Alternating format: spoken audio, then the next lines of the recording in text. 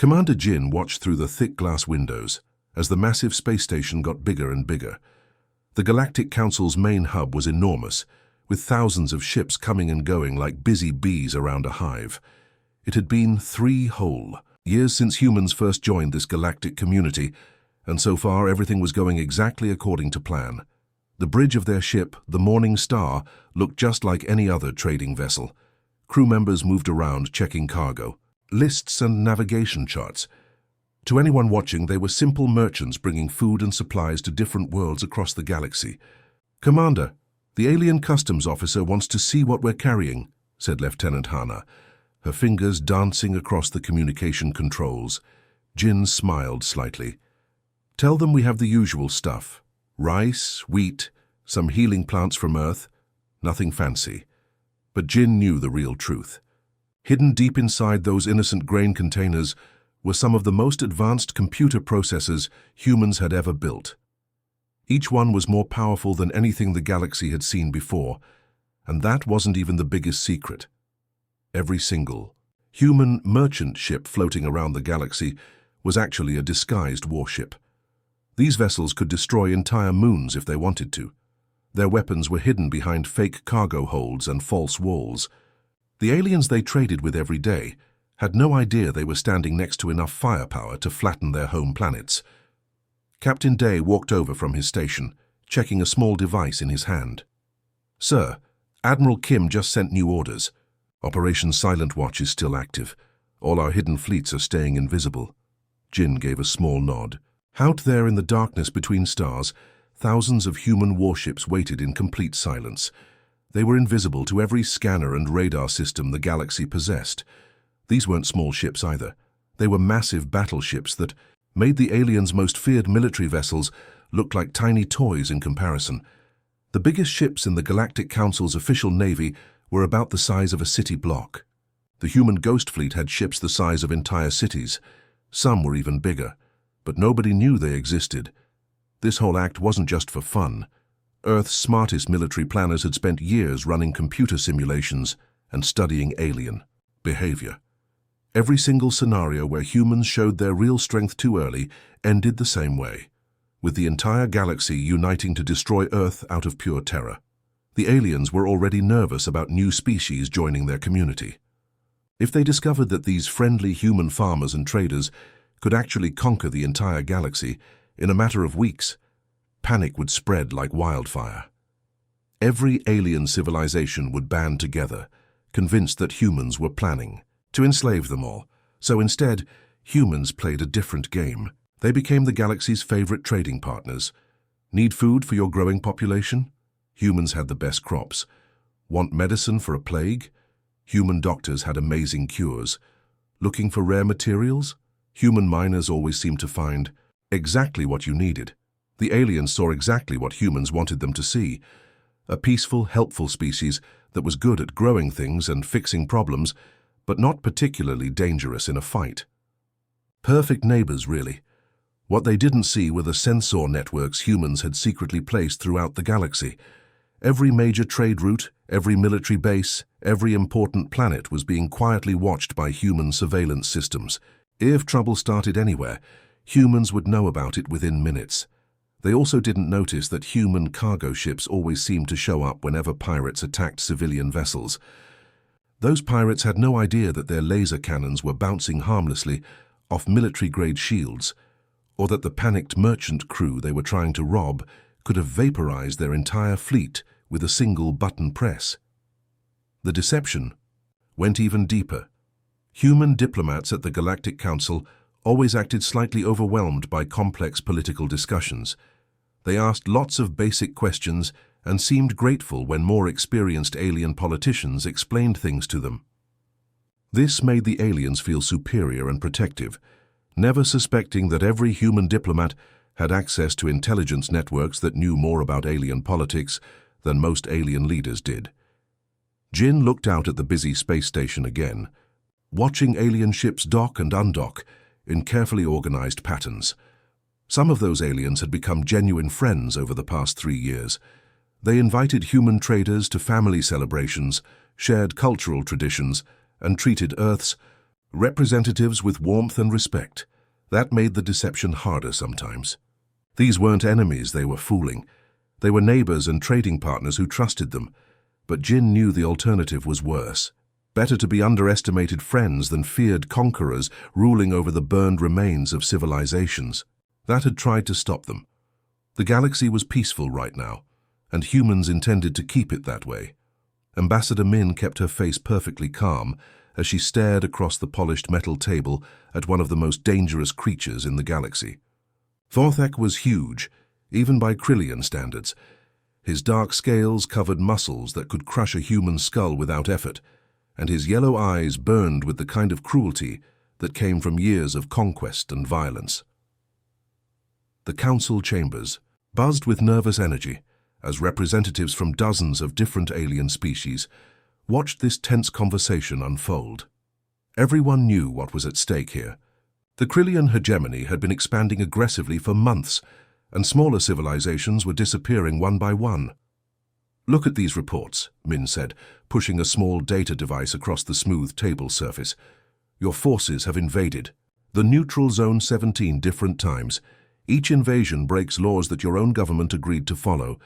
Vorthak picked up the device with one massive clawed hand and crushed it without even looking at the screen. The metal crumpled like paper, sparks flying briefly before going dark.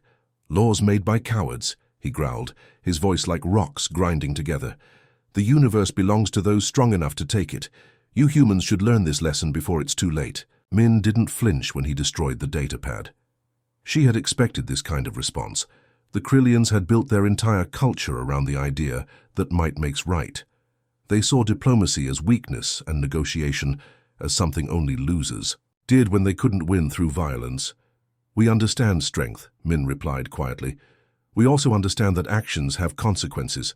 Around the circular chamber, alien diplomats shifted uncomfortably in their seats. Everyone had heard the stories coming from hegemony territory. Entire planets stripped of their resources, populations enslaved or worse, children separated from families and forced into labor camps. The Krillians didn't just conquer worlds, they consumed them completely. The worst part was how quickly it was happening. Just 12 months ago, the hegemony controlled maybe a dozen star systems. Now they had absorbed 4 completely different civilizations, each one adding ships and soldiers to their growing military machine. Every victory made them stronger and hungrier for the next conquest. General Tai, sitting beside Min at the human delegation table, leaned forward slightly.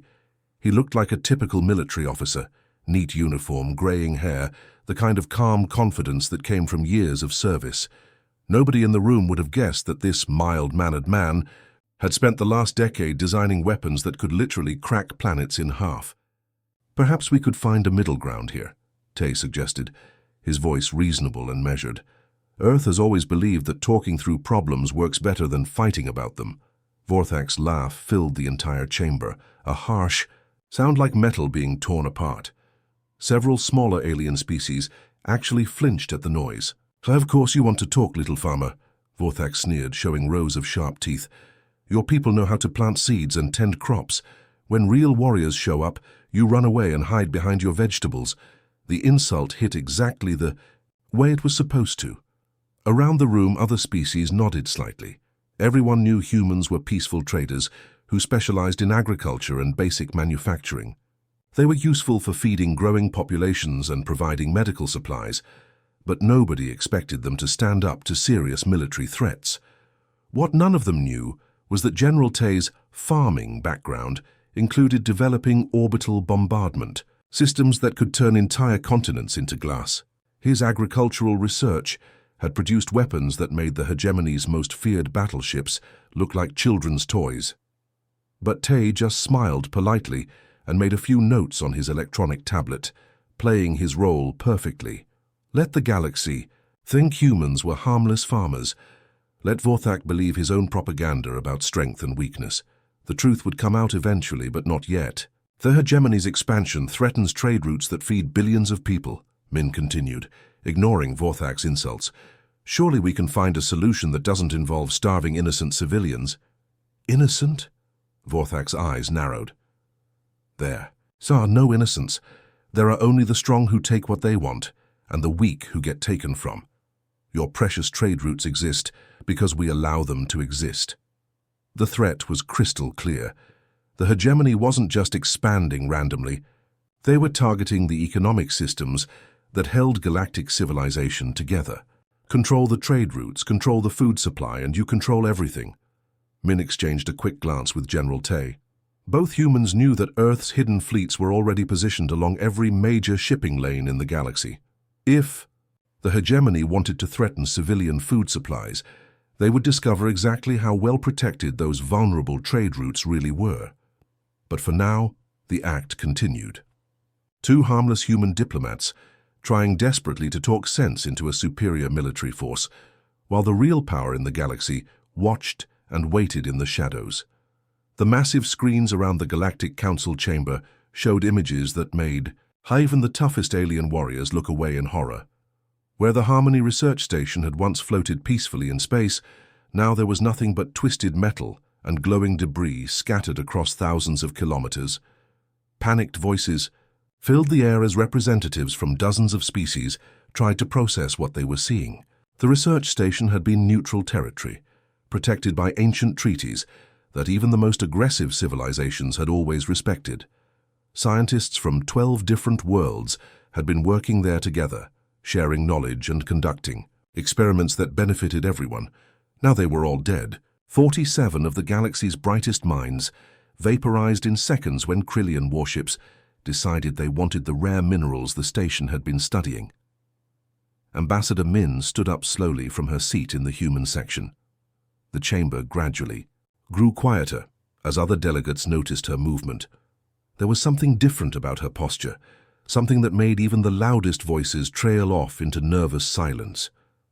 "Fellow members of this council," Min said, her voice carrying clearly through the enormous room despite not being raised. "What we have witnessed today crosses every line of civilized behavior. Earth formally demands that the Krillian hegemony withdraw from all disputed territories immediately." Vorthak rose from his seat like a mountain coming to life. His massive frame cast shadows across the alien delegates sitting nearby, and his yellow eyes glowed with amusement rather than concern. "The little farmers make demands now," he rumbled, his voice echoing off the chamber walls. "Your whole species exists to grow crops and speak pretty words at meetings. What exactly do you plan to do about it? Throw corn at our battleships?" Several alien species actually laughed at this, though the sound was nervous and uncertain. Others remained completely silent, something in the air making them uneasy. The humans had always been so peaceful, so eager to help and trade and negotiate. But there was something in Ambassador Min's stance that felt different from every other diplomatic meeting they'd attended. "This is humanity's final warning," Min announced, and her voice had become cold as the space between stars. "For 3 years we have tried to build peaceful relationships with every species in this galaxy. We have offered friendship to those who wanted it, trade to those who needed it, and help to anyone who asked." She turned to face Vorthak directly, and several delegates noticed that she didn't have to look up as much as she used to. Somehow, the human ambassador seemed taller than before. "But the deliberate murder of innocent scientists ends today," she continued. "Withdraw your forces from all occupied territories and pay proper compensation for the lives you've taken, or we will be forced to respond with appropriate measures." Vorthak's laughter boomed through the chamber like thunder, so loud that some of the smaller alien species actually covered their ears. "Appropriate measures? Farm animals playing soldier?" He slapped his massive hand against his knee, still chuckling. "How your threats are more entertaining than the comedy shows on my homeworld, little human." But Min didn't react to the insult. She didn't argue or get angry or try to defend humanity's reputation. Instead, she simply reached into her jacket and pulled out a small communication device that most delegates had never seen before. "This is Ambassador Min calling Earth Command," she said into the device, her voice steady and calm. "All diplomatic options have been exhausted. The Krillian hegemony has refused our final warning and continues to mock our peaceful intentions." The chamber fell completely silent. Even Vorthak stopped laughing, though his expression remained amused. Everyone was listening now, sensing that something important was about to happen. Requesting authorization for Operation Dawn's Light, Min continued into the communicator. The response came back immediately, crystal clear and loud enough for everyone in the chamber to hear. Authorization granted, Ambassador. It's time to show the galaxy who we really are. Min clicked off the communicator and looked around the chamber one final time. When she spoke again, her voice carried to every corner of the massive room. For 3 years, this galaxy has known us as farmers and traders and diplomats, she said. You have seen us as we chose to appear, not as we actually are. That changes today. She looked directly at Vorthak, whose laughter had completely died away. You wanted to see what humans do when pushed too far, Min said quietly. Now you're going to find out. Across the galaxy, sleeping giants began to wake up. Captain Lee felt the familiar hum of the Iron Thunder's main engines as his ship suddenly appeared from nowhere, 3 kilometers away from the largest Krillian war fleet anyone had ever assembled. For 3 years, this massive battleship had been completely invisible, floating in the darkness between stars like a sleeping giant. Now it was awake. The bridge around him buzzed with quiet activity as his crew activated systems that had been dormant for years. Weapon arrays that could level mountains came online with soft electronic beeps, shield generators powerful enough to stop asteroid. Impacts began their steady hum. Sensors that could detect a single ship from halfway across the galaxy started scanning everything within 100 light-years. Captain, we are getting targeting information from Ghost Fleet 7, Commander Park reported from her station, her fingers dancing across holographic displays that showed the positions of every ship in the area. The Krillians have 47 warships in battle formation. Lee nodded calmly, as if facing down nearly 50 enemy battleships was just another day at the office. What about our forces? 213 human ships are decloaking in this sector right now, Park replied, and even she sounded slightly amazed by the numbers. The Krillian scouts are sending emergency signals back to their home base. They sound pretty panicked. Through the massive window at the front of the bridge, Lee watched one of the most incredible sights in galactic history unfold. All around them, enormous human warships were materializing out of empty space like magic tricks performed by cosmic magicians. These weren't the small cargo vessels that the galaxy had grown used to seeing. These were ships the size of entire cities, their hulls covered in weapon systems that had never appeared on any official registry. Each vessel represented technology that was decades ahead of anything the most advanced alien civilizations had managed to develop. The Krillians had been expecting to face a handful of converted farming ships with maybe a few basic defensive systems. Instead, they found themselves staring at a military force that made their own mighty fleet look like toys floating in a bathtub.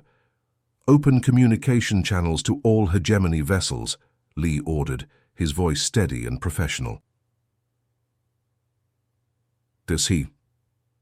Transmission went out immediately, reaching every Krillian ship in the system. This is Captain Lee of the Earth Defense Force, he announced. You are completely outgunned, outnumbered, and surrounded on all sides.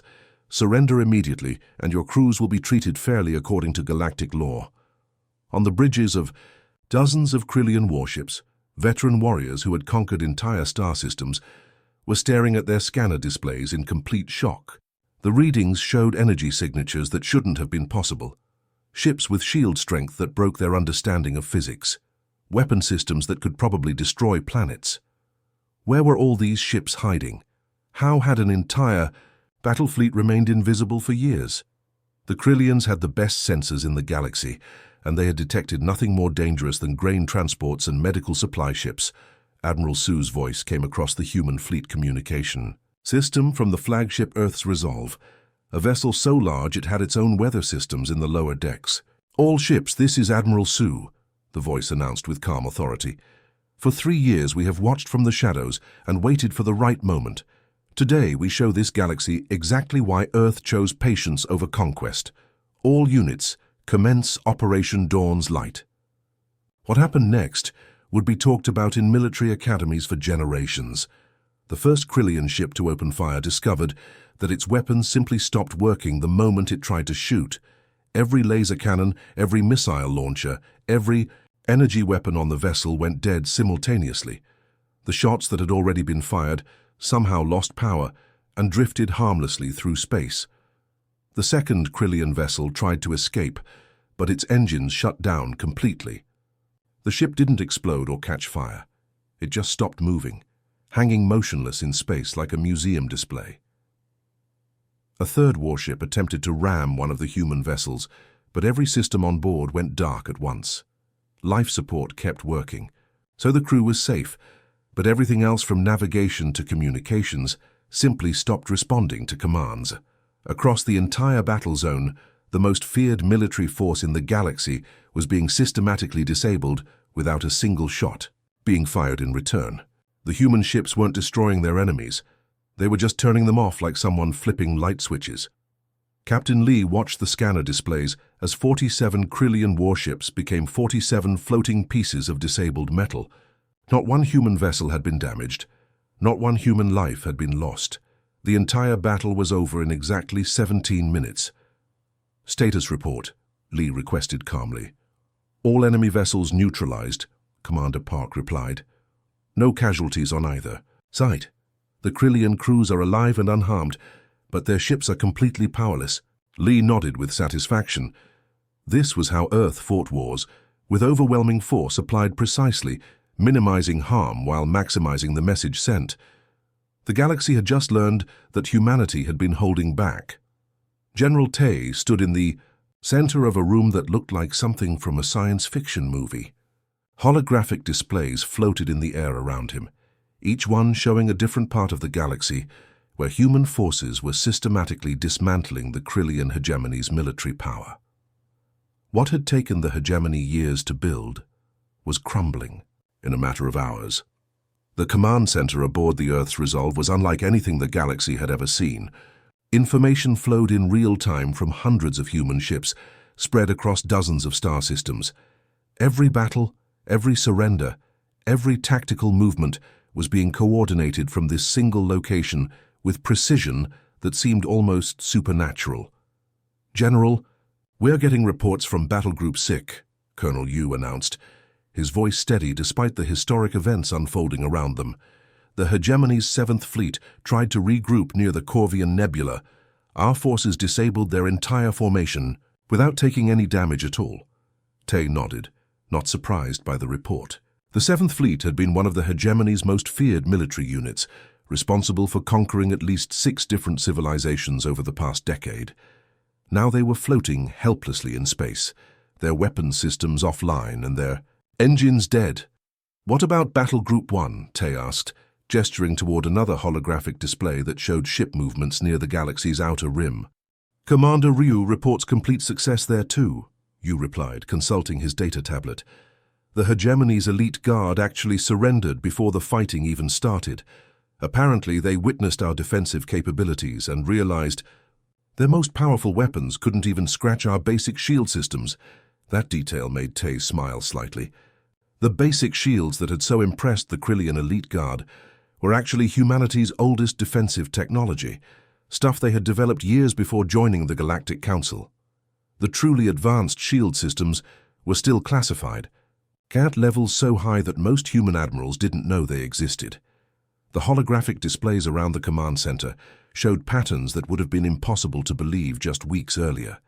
Human ships moved through space with perfect coordination, as if they were all controlled by a single mind. Their technology operated at energy levels that the Galactic Council's best scientists had declared physically impossible. What the alien civilizations had spent decades trying to achieve, human engineers had apparently solved as routine homework assignments. Energy outputs that should have torn ships apart were being handled by systems that weren't even running at full capacity. Captain Nam walked over from the communications station, holding a datapad filled with incoming messages. "Sir, we're receiving surrender requests from 17 different hegemony commanders. They want to know what terms we're offering for their capitulation." Tay considered this for a moment. The easy answer would have been to demand unconditional surrender and complete submission. Humanity had the firepower to enforce almost any terms they wanted. They could have demanded tribute, taken territory, or imposed whatever conditions seemed appropriate for a conquered enemy. "Standard occupation protocols," Tay replied instead. "Disarm their fleets completely and secure all military installations. But make sure we don't disrupt civilian life any more than absolutely necessary. We're here to liberate the people they've oppressed, not to become new oppressors ourselves." But irony of the situation wasn't lost on him. Humanity possessed enough firepower to turn entire planets into glowing glass, but they were using that overwhelming force with surgical precision. Every weapon fired had been carefully calculated to disable rather than destroy. Every tactical maneuver had been designed to minimize casualties on both sides. Human commanders throughout the galaxy were following the same principles. They could have wiped out the hegemony's forces in minutes, but instead they were systematically shutting down enemy systems while keeping the crews alive and unharmed. It was like watching master surgeons perform operations on a galactic scale. Admiral Kim's voice came through the communication system from her flagship, reaching every human, a vessel in the operation. "All units maintain current operational pace. Remember that the entire galaxy is watching how we handle this victory. Show them that Earth's strength serves justice, not our own desire for power." The message was clear, and it echoed through dozens of star systems where human forces were accepting surrenders and securing former hegemony territory. This wasn't about conquest or revenge. This was about demonstrating that true strength came from knowing when and how to use power responsibly. Across the galaxy, civilizations that had spent years living in fear of Krillian expansion were witnessing something unprecedented. The most powerful military force they had ever seen was using its capabilities not to dominate, but to protect and liberate. The message being sent to every species in the galaxy was unmistakable. Humanity had been holding back not because they were weak, but because they were wise enough to understand the difference between strength and brutality. The farmers and traders that everyone had dismissed as harmless were revealing themselves to be the galaxy's most capable guardians. The massive Galactic Council chamber had hosted thousands of heated debates over the years, but it had never been this quiet. You could have heard a pin drop in the enormous space as hundreds of alien representatives sat in stunned silence, trying to process what they had witnessed over the past 3 days. Ambassador Min walked slowly to the central speaking platform, her footsteps echoing off the polished walls. Every eye in the chamber followed her movement, from the smallest insect-like species to the towering rock creatures from the outer rim worlds. These beings had thought they knew humanity, but everything they believed had just been turned upside down. "Fellow members of this council," Min began, her voice carrying easily through the vast chamber without needing amplification. "I believe I owe all of you a complete and honest explanation." Chancellor Vex of the Alterian Republic was the first to break the silence, his blue-scaled face showing a mixture of anger and confusion. "Your people deceived us from the very beginning. You registered as a Class C trading civilization while secretly controlling military forces that could dominate our entire galaxy." Min paused for a moment, choosing her words carefully. "We presented ourselves as we wanted to be, Chancellor, not as we were capable of being." She touched a control panel, and the air above the chamber filled with holographic displays showing Earth's real military capabilities. Data streams flowed past showing ship counts, weapon specifications, and technological achievements that made the galaxy's most advanced civilizations look primitive by comparison. Gasps and shocked murmurs rippled through the chamber as the numbers became clear. Humanity hadn't just been hiding a few extra ships. They had possessed the power to conquer the entire galaxy from the day they first requested membership in the Council. "But why?" asked Councillor Zon, her tentacles writhing with nervous energy. "Why would you hide such incredible strength from your allies?" Dr. Han, Earth's chief strategic planner, stepped up beside Min at the podium. He looked like any middle-aged academic, but his calm demeanor carried the weight of someone who had spent years calculating the fate of civilizations. "Because we ran computer simulations of every possible approach," Han explained. "In every single scenario where humanity revealed our true capabilities immediately, the result was the same: galactic war. Fear would have united every other species against us, forcing humanity to choose between conquering you all or being destroyed by a universal alliance. So instead, you chose to lie to us." accused the representative from the Nebulan Collective, her voice sharp with betrayal. "We chose patience," Min replied firmly. "We chose to earn your trust through our actions rather than demanding your respect through displays of power. We chose to become the kind of species this galaxy needed, not the one it would inevitably fear." A new hologram appeared in the center of the chamber, Commander Sue broadcasting from the bridge of her flagship somewhere in deep space. The image was crystal clear, showing the professional military officer who had been coordinating humanity's hidden protection of galactic trade routes for years. Every human cargo ship that seemed to accidentally arrive whenever pirates attacked. Civilian vessels was actually a disguised warship, Sue explained to the assembled delegates. Every patrol vessel that helped lost travelers find their way home was equipped with weapons that could have destroyed entire fleets. She gestured to data displays behind her. "For 3 years we have been your silent guardians. When Krillian raiders threatened the Alterian food convoys, human merchants happened to be nearby. When the Nebulan research ships went missing, in the Veil Nebula, human explorers found them and guided them to safety." The chamber erupted in dozens of different conversations as species realized how many times they had been saved by what they thought were lucky coincidences. That human trading ship that arrived just in time to provide emergency medical supplies during the plague outbreak, the human exploration vessel that discovered the lost colony ship before its life support failed, the human diplomatic courier that somehow managed to negotiate the release of hostages from space pirates. Every single incident where you thought humans were simply being helpful neighbors, Commander Sue continued, we were actually using our most advanced technology and military training to protect you. Representative after representative began speaking up, sharing stories of human assistance that suddenly made sense in this new context. The galaxy's harmless farmers had been secretly operating the most sophisticated protection network in galactic history. "The question that matters now," Min said, raising her voice to quiet the growing discussions, "is whether we can continue to work together as partners, now that you know the truth about what we really are." She looked around the chamber, meeting the eyes of species who had considered humans their equals just days earlier. "We could have conquered all of you at any time over the past 3 years. We chose not to. We could demand tribute or territory, or submission now. We won't.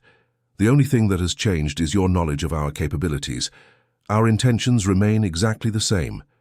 The silence that followed was different from before. It wasn't the stunned quiet of shock, but the thoughtful silence of civilizations trying to decide what kind of galaxy they wanted to live in. The farmers had revealed themselves to be guardians. The question was whether the galaxy would accept their protection. The planet Krylos had been the center of a growing empire for over a decade, its dark skies filled only with the warships of its own brutal military. Now massive human vessels hung in orbit like silent guardians, their presence both terrifying and strangely comforting to the billions of beings living on the surface below. On the bridge of the Justice's Hand, a ship, specifically designed for legal proceedings and prisoner transport, Colonel J stood before the most feared war criminal in recent galactic history. Vorthak was locked in restraints that could hold a charging rhinoceros, but even in chains, the massive Krillian leader radiated the same arrogance that had driven his empire's expansion. "War leader Vorthak," Colonel J announced in a voice that carried the weight of official legal proceedings, "you stand formally accused of genocide against civilian populations, unprovoked military aggression against peaceful worlds, and direct violations of 17 different galactic treaties that your government signed and promised to honor." Despite being completely defeated, his empire in ruins and his most loyal commanders either dead or captured, Vorthak still managed to sneer at his human captors. "You may have better weapons than we expected, but you're still fundamentally weak," he growled. "Real warriors would have turned our homeworld into a burning wasteland. You lack the stomach for true victory." Colonel J studied the prisoner for a moment, then smiled with genuine amusement. "That's exactly why we're not true warriors by your definition, Vorthak. We chose to become something much better than that." Across the former hegemony territory, the human occupation was proceeding with a level of precision and restraint that amazed even experienced military observers from other species. Krillian military bases were being systematically dismantled, their weapons destroyed, and their strategic systems permanently disabled. But the hospitals, schools, power plants, and water treatment facilities remained completely untouched. Hegemony. Soldiers were being disarmed and processed through temporary legal tribunals to determine their individual levels of responsibility for war crimes. But their families continued to receive regular deliveries of food, medicine, and other essential supplies. Human administrators had made it clear that children would not suffer for the crimes of their parents. On the fourth moon of Krylos, Captain So walked through what had once been one of the galaxy's most notorious slave labor camps. The conditions had been deliberately horrific, designed to break the spirits of captured populations from dozens of different worlds. Now human medical teams were working around the clock to treat years of malnutrition, abuse, and deliberate neglect. "Give me a status report, Lieutenant Cha," So requested, watching as freed prisoners slowly emerged from underground barracks that had been designed more like dungeons. "We've accounted for representatives of 47 different species so far," Cha replied, consulting her electronic tablet. "Medical teams are treating everything from simple malnutrition to complex injuries that were never properly healed. Most of the freed prisoners keep asking us what's going to happen to them now." So nodded, having expected this question. After years of brutal captivity, these people had no idea what freedom even meant anymore. "They go home," she said simply, "all of them, with full transportation provided and reparations paid by the former hegemony treasury. Earth's responsibility for their welfare doesn't end just because we won the war." Down on the surface of Krylos itself, Administrator Gill was coordinating relief efforts with former hegemony civilians who had never supported their government's aggressive expansion but had been powerless to resist it. Many ordinary Krylians had lived in fear of their own military, afraid to speak out against policies they knew were wrong. "I don't understand your species," an elderly Krylian civilian told Gill as they watched human supply ships landing in the capital city's main square. "Your people show mercy to those who showed absolutely none to others. This is not how military conquest usually works." Gill smiled as he directed the supply ships toward distribution centers that would ensure food and medicine reached every neighborhood equally. "That's because this isn't a conquest," he explained. "This is justice being served, followed by the healing process that comes afterward." The trials of hegemony leadership were being conducted with scrupulous attention to legal procedure. Every accused war criminal received full legal representation, access to all evidence against them, and the right to present their own defense. The proceedings were broadcast live across the galaxy, showing that even humanity's enemies would be treated fairly under the law.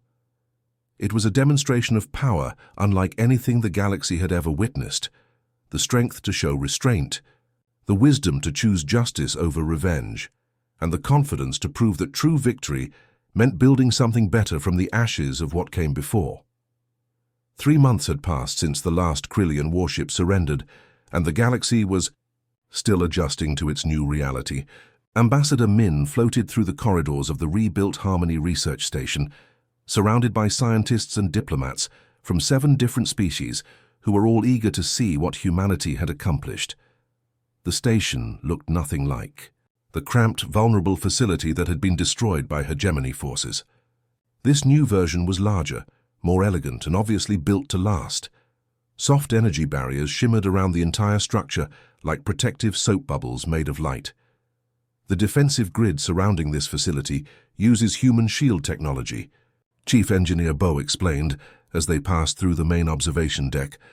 "These barriers can automatically deflect everything from asteroid impacts to military-grade weapon strikes. Any future attacks will be stopped before they can even reach the station's hull." The Alterian Chancellor, a tall, blue-scaled being who had initially been suspicious of human motives, stopped to examine the shimmering energy fields more closely. "And you're willing to share this advanced technology with all council members, completely free of charge?" Min smiled at the question, which she had been hearing frequently over the past few months.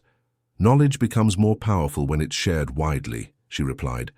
"Earth has always operated on the principle that everyone benefits when useful discoveries reach as many people as possible."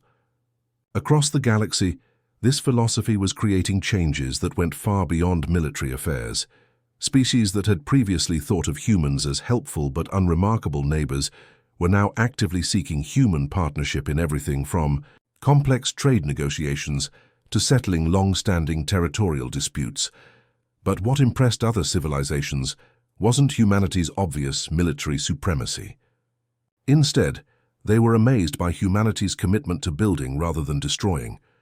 Director Young of the Galactic Development Initiative had spent weeks compiling data on human contributions to galactic civilization, and her findings were remarkable. Human agricultural techniques have increased food production by 37% across all member worlds, she reported to the Council. Their medical technology has completely eliminated 4 diseases that we previously considered incurable. Their defensive systems have reduced piracy incidents by 96%. The transformation was most visible in the joint patrol fleets that now protected major trade routes throughout the galaxy. Captain Dal commanded one of these mixed-species crews, with human officers working alongside aliens who had once dismissed Earth's representatives as harmless farmers.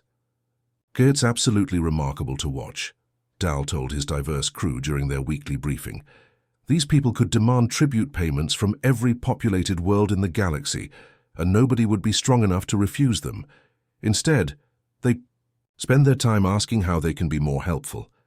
The adjustment period wasn't completely smooth. Some species struggled to accept humanity's new role as the galaxy's unofficial protectors, while others became overly dependent on human assistance for problems they could have solved themselves. The Nebulan Collective initially refused all human aid, insisting they could maintain their independence without help from anyone. It took several months of patient diplomacy before they accepted even basic defensive upgrades for their border stations. Meanwhile, the Peaceful Traders Alliance went in the opposite direction, requesting human intervention for every minor dispute or logistical challenge they encountered. Human administrators had to gently encourage them to handle routine problems on their own, while offering support for genuinely complex issues. But gradually, the galaxy found its new balance. Civilizations learned to work with the reality that their most powerful neighbors were also the most reluctant to actually use that power for personal gain.